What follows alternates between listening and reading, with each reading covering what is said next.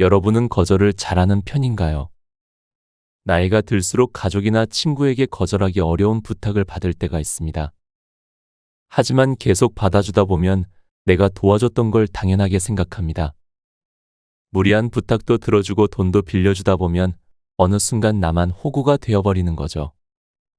이처럼 거절을 잘하는 것도 나이가 들수록 반드시 배워야 하는 삶의 기술입니다. 그래서 오늘은 똑똑한 사람이 단칼에 거절하는 방법 7가지를 소개하려고 합니다.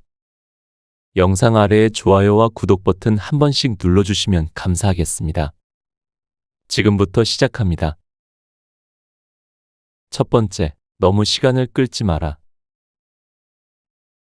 도움을 청했는데 상대방이 시간을 끌면 우리는 그가 별로 도와줄 의사가 없다는 사실을 금세 알아차리게 된다. 그런데 대부분의 사람은 자신의 지원 작전이 별로 티가 나지 않을 거라고 믿는다. 그러나 상대는 이를 눈치채고 오히려 더 화를 낼 수 있다. 그의 입장에서는 차라리 솔직히 도와주기 어렵다는 말을 듣는 게 편할 것이다. 누구나 도와달라는 말을 들으면 대답을 늦추고 싶은 충동에 빠진다. 사실 도움을 줄 시간이나 에너지에 여력이 없을 뿐더러 결국엔 부탁을 거절해야 한다는 사실도 알고 있다. 그런데도 부탁한 사람에게 직접적인 대답을 피하고 애둘러서 말하며 꼭 해야 할 말을 미룬다. 가령 우리는 이런 식으로 답한다. 시간이 나면 생각해 볼게요. 이런 식의 대답은 상대의 요청을 반드시 거절해야 하지만 그의 요청을 가볍게 여긴다고 생각하지 않기를 바라는 마음에서 나오는 말이다. 이쯤 되면 내가 거절하려는 걸 알겠지 하고 어물쩍 넘기려는 의도도 있다. 어떤 경우엔 두려움 때문에 일단 억지로 승낙하기도 한다. 부탁을 거절하면 상대와 갈등을 겪게 되지 않을까 걱정하는 것이다. 이럴 때도 그로 인한 파급 효과를 최대한 줄이고 싶은 마음에서 시간을 질질 끌게 된다. 그러니 부탁을 받았을 때 거절해야 한다는 마음이 들면 절대 시간을 끌지 말고 분명하게 직접적으로 거절을 하자. 진실하고 직설적인 거절은 상대에 대한 존중을 의미한다. 이 방법은 상대의 부탁이 먹구름처럼 당신의 뇌리에서 떠나지 않고 계속 걱정하도록 만드는 비극을 막아줄 것이다. 두 번째, 두려움을 벗어 던져라. 예스맨의 가장 큰 문제는 다른 사람의 감정이 나의 책임이라고 느낀다는 것이다. 부탁을 거절하면 상대방이 실망하고 화를 내지 않을까 걱정한다. 바로 이런 두려움 때문에 자신의 일보다 다른 사람의 일을 우선시한다.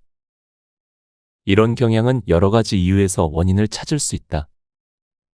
예를 들어, 우리는 주위 사람들이 나를 좋아해 주기를 절실히 바라며 다른 사람의 인정을 받기를 원한다. 때로는 남의 부탁을 들어주는 일이 사람들에게 인정을 받을 수 있는 가장 쉬운 방법이라고 믿기도 한다. 게다가 예스맨은 유달리 자존감이 낮아서 다른 사람의 행복이 자신의 행복보다 더 중요하다고 생각한다. 그래서 거절해야 할 상황에도 일단 승낙부터 하고 보는 게 예스맨에게는 바른 선택이라고 여겨진다. 잠시라도 소외감이나 불행하다는 감정에 사로잡히기 싫기 때문이다. 따라서 죄책감 없이 당당하게 거절하는 법을 배우고 싶다면 다른 사람이 느끼는 감정에 책임을 느껴서 그 사람의 부정적인 반응이 자기 탓이라고 생각하지 않아야 된다. 다시 한번 말하지만 상대가 자신의 분노와 실망감의 원인 제공자가 마치 당신인 것처럼 여길지라도 절대 사실이 아니다.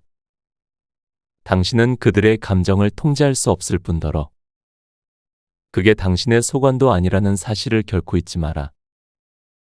상대가 나의 거절로 인해 힘든 하루를 보낼 수도 있고 당신의 거절이 그의 분노나 극도의 스트레스를 촉발할 수 있다. 하지만 분명한 사실은 거절은 다른 사람의 마음을 의도적으로 아프게 하는 것과는 완전히 다른 상황이라는 점이다. 가는 말이 고와야 오는 말이 고운 법이다. 당신이 정중하고 솔직한 태도로 거절했는데도 상대가 적대적인 반응을 보인다면 그냥 무시하고 마음에서 지워버려라. 그가 느낀 부정적인 감정과 그로 인한 적대적인 태도는 그의 내면에서 솟아난 그 사람의 것이다. 세 번째, 결코 거짓말로 거절하지 마라. 누군가의 부탁을 들으면 거짓말로 둘러대고 싶은 마음이 생길 수도 있다. 특히 당신이 하고 싶지 않은 일을 부탁받았을 때, 당신은 지금의 형편을 있는 그대로 말하고 싶을 것이다.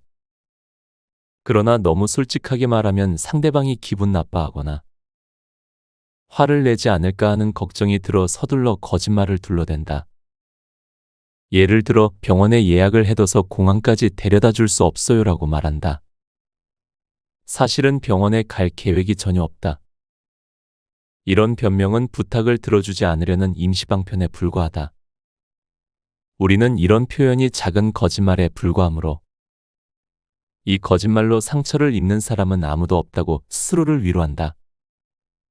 이보다 더 심한 거짓말은 많이 있으니까 말이다. 그러나 거짓말에는 반드시 대가가 따른다. 피해가 없는 사소한 거짓말이라도 계속하다 보면 자신의 권위를 스스로 갉아먹게 된다. 여기에 더해서 자기 합리화를 다른 사람은 어떻게 생각할까 걱정하게 만들기도 한다. 단순히 공항까지 운전하기가 싫은 게 진짜 이유라고 치자. 자동차가 필요할 때마다 데려다 달라고 부탁을 받는 사람이 되고 싶지 않다는 또 다른 이유도 있을 것이다. 이때 당신의 감정을 어떻게 표현할지 생각해보자. 고속도로 체증이 싫어서 공항까지 데려다 주기 싫어요. 이번 주는 너무 힘들어서 오늘은 쉬려고 했어요. 언뜻 보기에는 이런 식의 대응이 무례한 것 같지만 직설적인 반응은 오히려 상대에 대한 존중심을 보여준다. 상대를 존중하기 때문에 솔직하게 대답하는 것이다. 무엇보다도 이런 표현은 자신의 권위를 위해 스스로를 훈련하게 돕는다. 이 핑계 저 핑계 둘러대며 도와줄 수 없다고 하면서 내심 미안함을 느끼는 게 아니라 스스로 결정을 통제할 수 있다는 자신감을 기르게 한다. 거짓말은 남에게도 좋지 않고 무엇보다 나에게 좋지 않다. 네 번째, 자신의 한계를 설명하라. 나의 한계를 설명하는 전략은 내가 제일 좋아하는 거절법이다. 이 방법은 도움을 청하는 사람이 부탁을 강요할 수 없는 상황을 연출한다는 점에서 아주 특별하다. 어떻게 이런 상황을 만들 수 있을지 알아보자. 당신에게 주어진 시간의 대부분을 소모해야 하는 업무가 산적해 있다고 가정해보자. 당신은 이 업무를 마치는데 얼마나 시간이 필요한지 계산하고 있기 때문에 이 사실을 알고 있다. 그런데 친구가 찾아와 이사를 도와달라고 부탁한다. 이사를 도와주겠다고 승낙하면 적어도 5시간은 걸릴 것이다. 지금 당장 해야 할 일이 있으니 그렇게 시간을 쏟을 수는 없다. 따라서 친구의 부탁을 반드시 거절해야 하는 상황이다. 거절하기 위해 간단하게 이렇게 말한다. 이사를 도와줄 시간이 없어. 이렇게 말하면 친구는 분명 당신과 협상하려 든다. 그러지 말고 1시간이면 돼. 1시간은 낼 수 있잖아. 그러면 당신은 당연히 이렇게 대답한다. 1시간이라고? 적어도 5시간은 걸릴 거야. 그 순간 친구는 반박한다. 1시간만 도와주고 돌아가면 되잖아. 이런 식으로 친구와 계속 말을 주고받으면 끝도 없는 논쟁이 벌어지고 결국 상대는 서운함을 느끼게 되어 둘 사이에 갈등만 쌓인다. 반면에 친구에게 나의 일정을 분명하게 알려주고 왜 도와줄 시간이 없는지 설명하면 협상 과정 자체를 없앨 수 있다. 다른 날이면 정말 도와주고 싶어. 그런데 오늘은 어쩔 수 없어. 나는 오늘 오후 5시까지는 이 일을 반드시 끝내야만 해. 그 뒤로 중요한 미팅도 2개나 있어. 오늘은 정말로 이사를 도와줄 시간이 없어. 이 방법을 죄책감을 느끼지 않고 효과적으로 사용하려면 실제로 그날이 바쁜 날이어야 한다. 일부러 거짓말을 하지 말라는 뜻이다. 도저히 도울 수 없는 이유를 자세히 설명하면서 당신에게 할 일이 쌓여 있다는 사실을 상대에게 알려주자. 그러면 도움을 청한 사람은 거절을 당했다고 생각하지 않고 정말로 당신이 도와줄 수 없다는 사실을 받아들이고 인정하게 된다. 누구나 쓸 수 있는 에너지는 한정되어 있다는 사실을 기억하자. 5번째, 거절해도 예의를 지켜라. 도움을 청하는 쪽에서 계속 무례하고 고압적으로 나오면 나 또한 예의를 지키며 대하기가 어려워진다. 내가 마치 도움 요청을 받으면 자동 판매기처럼 응할 거라고 생각하는 태도의 반감이 생기고 그러면 만만한 사람이 아니라는 걸 보여주기 위해 상대방과 똑같이 행동하고 싶은 충동을 참기가 힘들어진다. 그러나 이런 충동을 억제해야 한다. 예의에 어긋나는 반응을 보이면 상대방은 자신의 태도와는 관계없이 당신을 무례한 인간으로 낙인 찍고 온갖 악소문을 퍼뜨리고 다닐 것이다. 그러면 인간관계에 오점이 생기는 등 생각지 못한 피해를 입을 수 있다. 이런 상황을 피하기 위해서라도 거절을 할 때는 강하면서도 동시에 예의 바르게 행동해야 한다. 강하게 대응하는 태도는 자신의 결정에 핑계나 거짓이 없다는 메시지를 전달하는 것이고, 예의 바른 태도는 상대를 존중한다는 것을 보여준다. 이렇게 되면 상대방은 나의 거절에 적대적인 반응을 할 수 없게 된다. 정중한 태도는 자신을 통제할 수 있다는 사실을 보여준다. 상대가 정중하게 나오는데 자기의 뜻대로 되지 않는다고. 함부로 분노를 폭발키는 사람은 요주의 인물이 된다. 예의 바르지만 단호하게 거절하는 모습을 보이면 남들이 흠잡기가 어렵다. 가령 당신이 이렇게 말한다고 치자.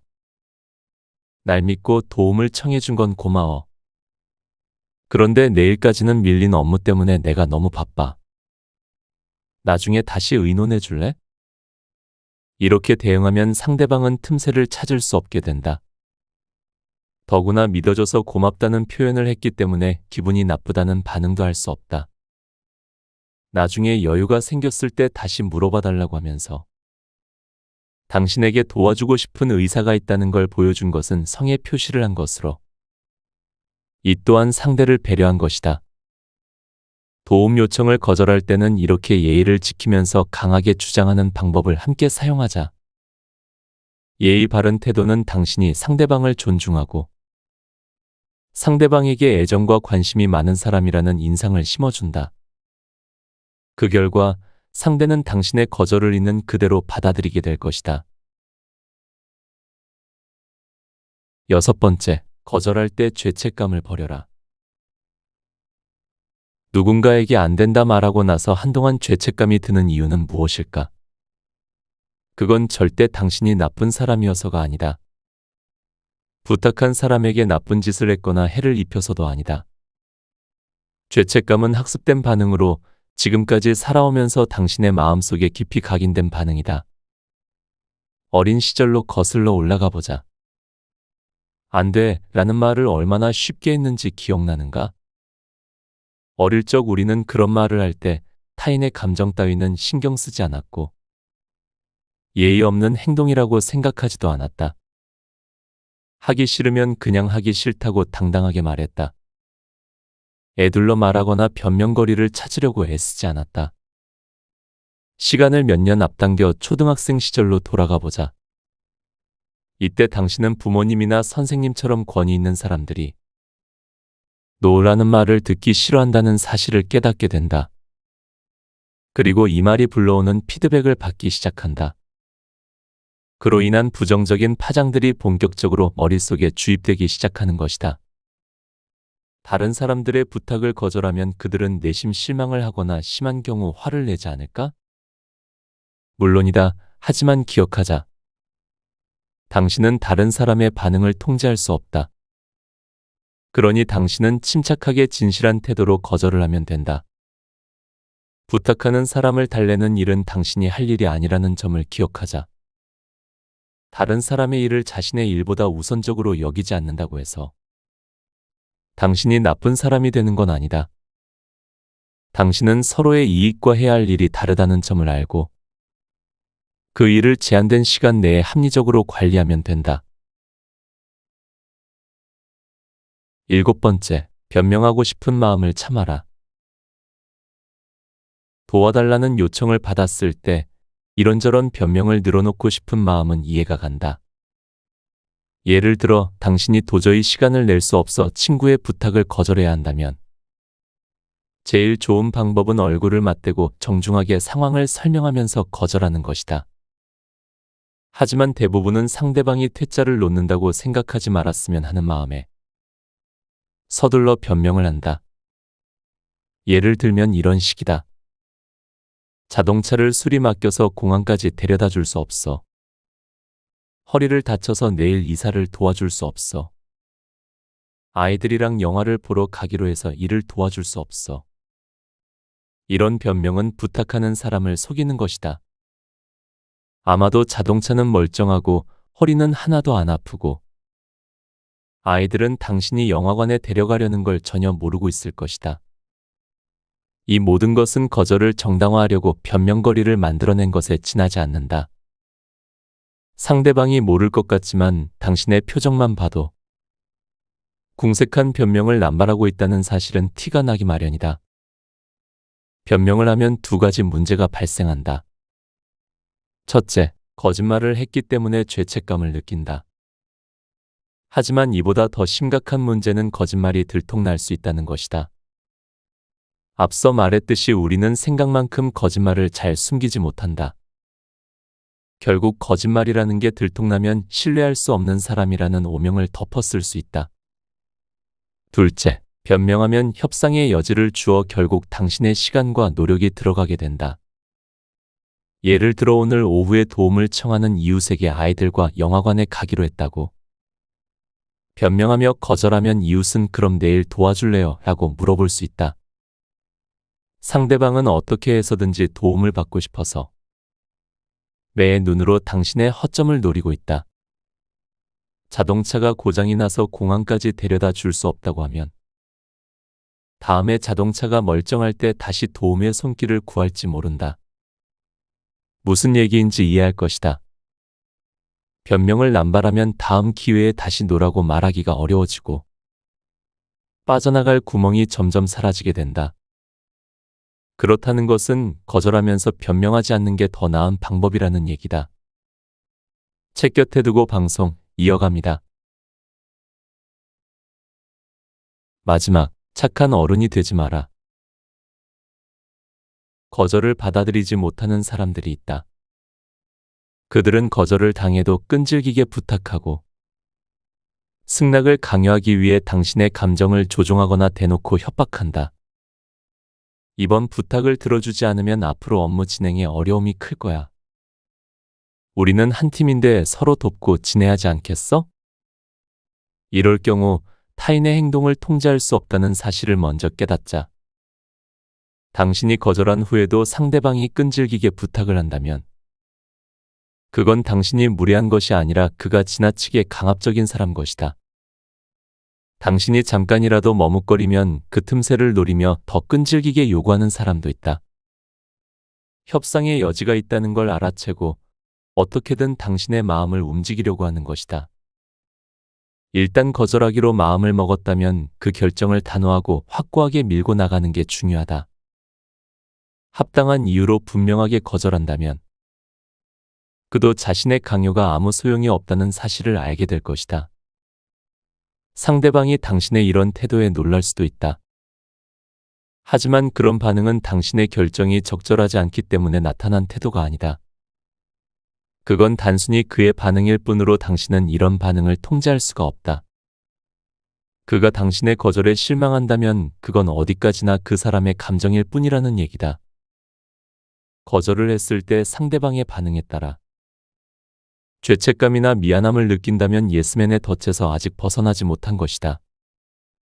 일의 우선순위를 자신에게 맞춰놓은 사람에게 상대방의 감정은 중요한 것이 아니다.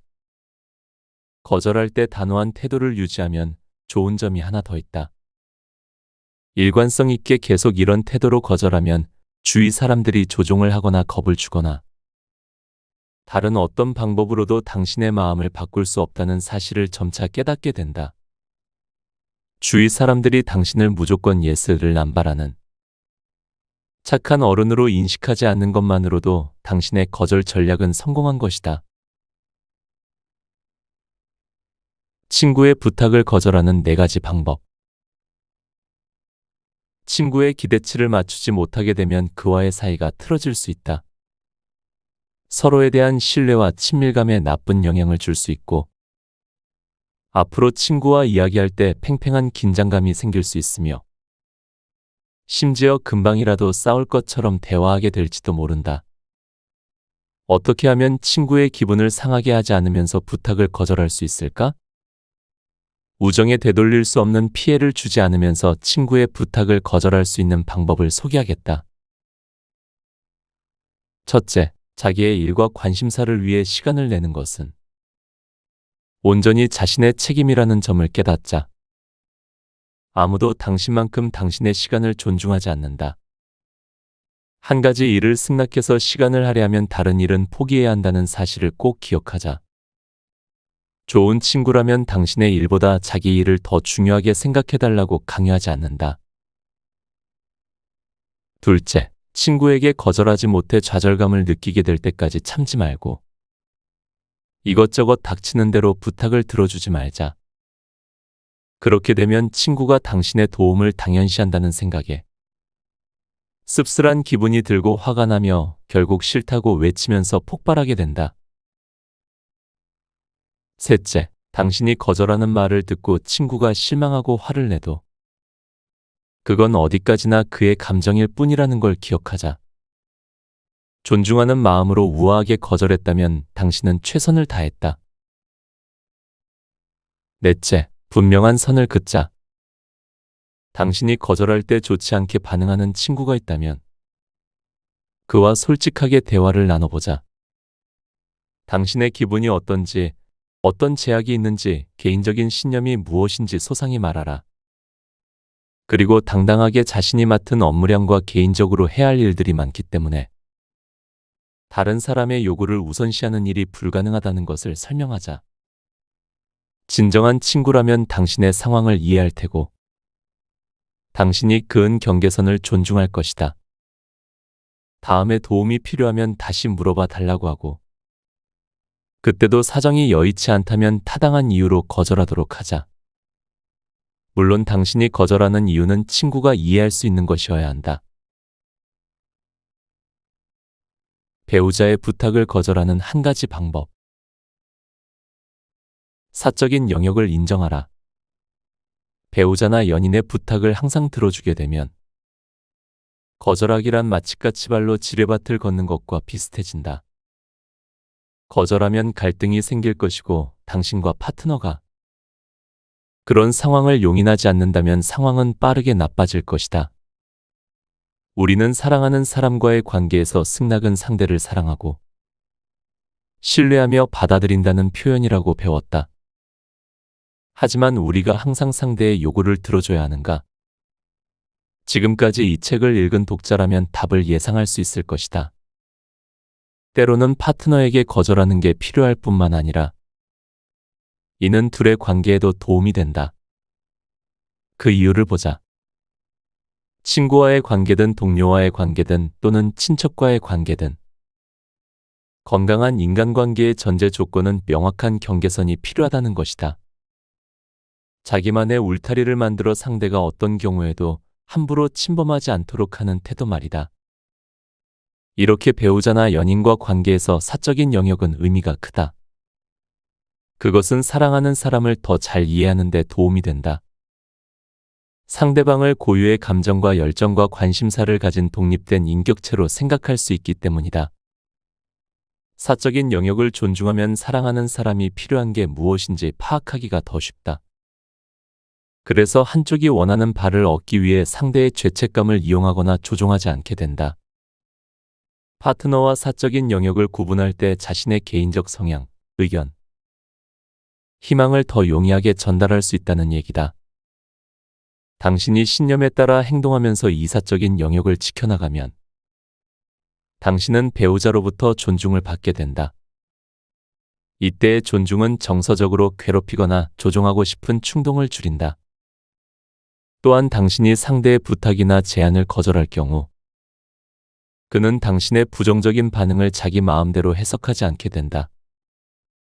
당신의 결정에 타당한 이유가 있다고 생각하며 있는 그대로 받아들이게 된다. 예를 들어 당신이 자동차에 별 관심이 없다면 이런 생각을 강조할 수 있도록 사적인 영역을 설정하라.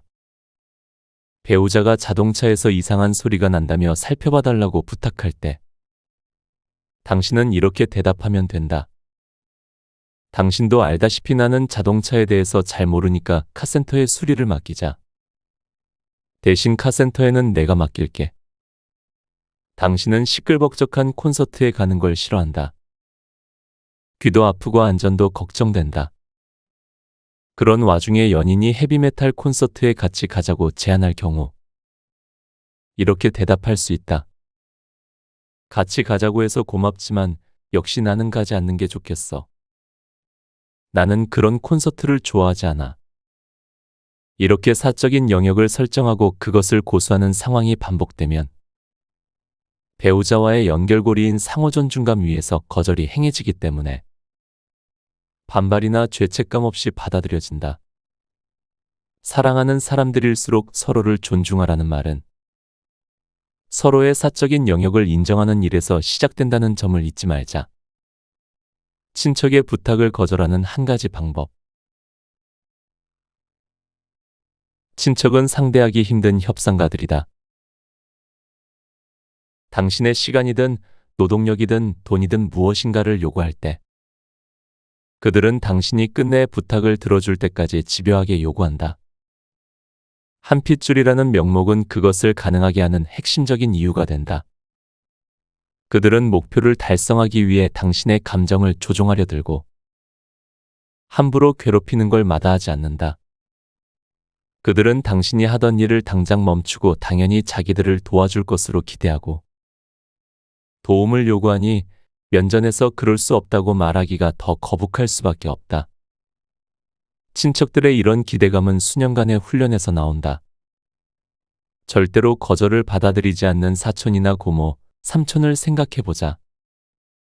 아무리 거절해도 그들은 끈질기게 부탁한다. 그러다가 화를 내며 자기들이 처한 어려움이 당신의 잘못이라도 되는 양죄책감을 느끼게 한다. 그런 친척에게 어쩔 수 없이 항복한 적이 있었는지 생각해보자. 처음에는 거절했지만 결국엔 끈질긴 설득에 지쳐 두 손을 들고 말았는가? 친척이 부탁할 때마다 항상 그런 상황이 벌어지는가? 만일 그렇다면 친척이 당신을 귀찮게 하는 것은 결국 당신이 그렇게 만든 일임을 인정해야 한다. 친척은 끈질기게 매달리면 당신이 결국 항복하리라는 걸 경험을 통해 깨달았을 것이다. 또한 당신이 거절했다는 사실에 죄책감을 느끼게 해서 결국 항복을 받아내는 방법도 꿰뚫고 있을 것이다. 이런 상황을 해결하는 방법은 그들이 받아들일 수밖에 없는 새로운 기대치를 세우는 것이다. 그들이 인정할 만한 경계선을 반드시 그어야 한다. 이를 위해 가장 먼저 해야 할 일은 도와줄 의사가 있는 일은 무엇이고 그렇지 않은 일은 무엇인지 원칙을 만드는 일이다. 처음엔 그들이 기분 나빠할 수도 있다. 심할 경우 적대감까지 보일 수 있다. 그러나 당신이 일관성 있게 행동한다면 자기들의 기대와는 달리 당신을 마음대로 조종할 수 없다는 사실을 깨닫게 될 것이다. 이는 만만하게 보이지 않는 태도로 일관한 덕분에 얻는 소득이다. 곁에 두고의 짧은 생각. 어느 책에서 감명 깊게 읽었던 부분이 있었습니다. 거절은 상대의 부탁을 거절하는 거지 상대를 거절하는 게 아니다. 이렇게 생각하면 마음이 조금 더 편안합니다. 상대를 거절하는 마음이 들면 어떤 부탁도 다 거절하지 못할 겁니다. 하지만 상대의 다양한 부탁 중에 이 부탁은 거절해야겠다는 마음으로 살면 조금 더 당당하게 거절을 말할 수 있습니다. 이처럼 거절은 단순히 상대방의 부탁을 거부하는 것이 아닙니다. 그것은 자신을 보호하고 자신의 시간을 존중하는 방법이기도 합니다. 나이가 들수록 우리는 더 많은 의무와 책임을 안게 되는데 그 안에서 나 자신을 잃지 않기 위해서는 확실한 경계가 필요합니다. 어찌 보면 거절은 나를 위한 정말 중요한 부분이라고 생각합니다. 여태껏 남을 위한 인생을 사시면서 거절을 못하셨다면 오늘부터는 작은 거절을 연습하시는 건 어떨까요? 보험 권유 거절하기, 마트 전단지 안 받기를 도전해보세요. 나로 살아가는 구독자 여러분을 응원합니다. 오늘도 함께 해주셔서 감사합니다. 책, 에노라고 말하는 기술을 읽고